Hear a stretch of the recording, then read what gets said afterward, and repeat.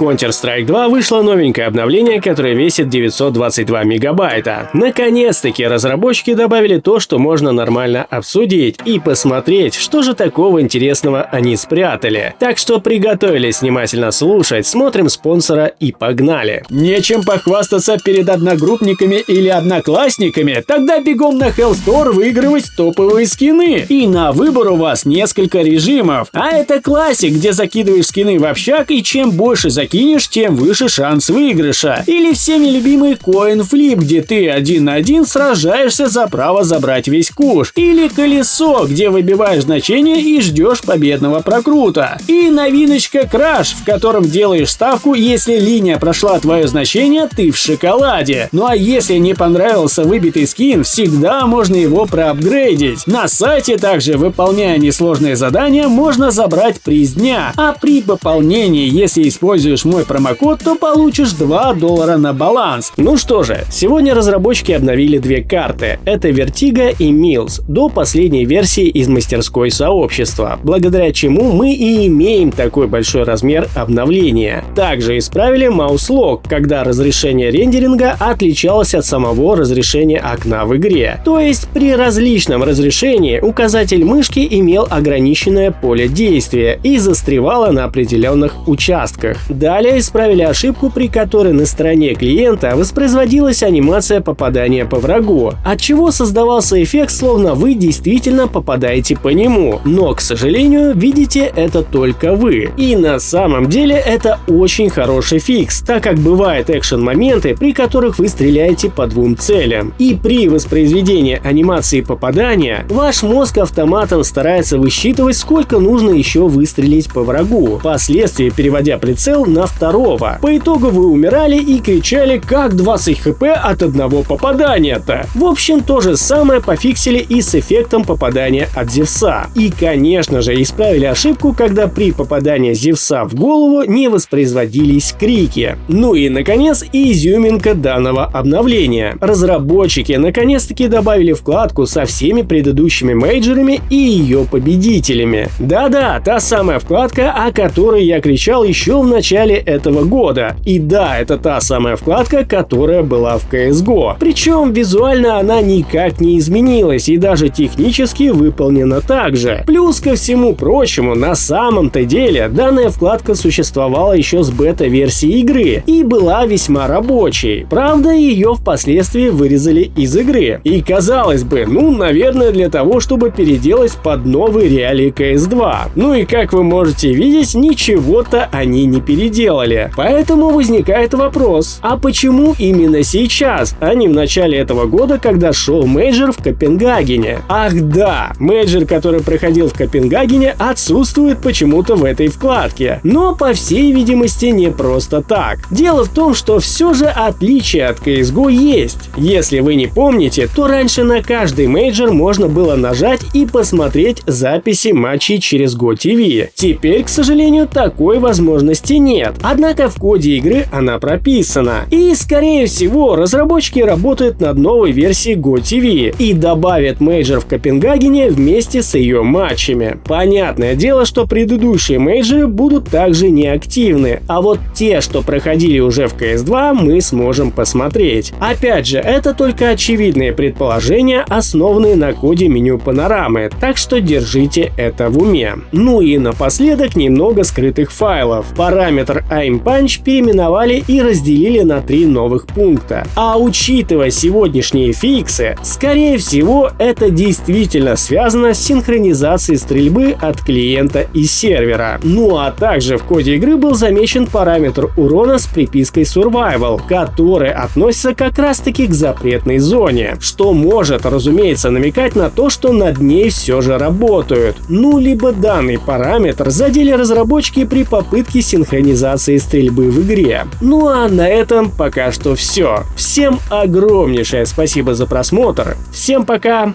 и удачи!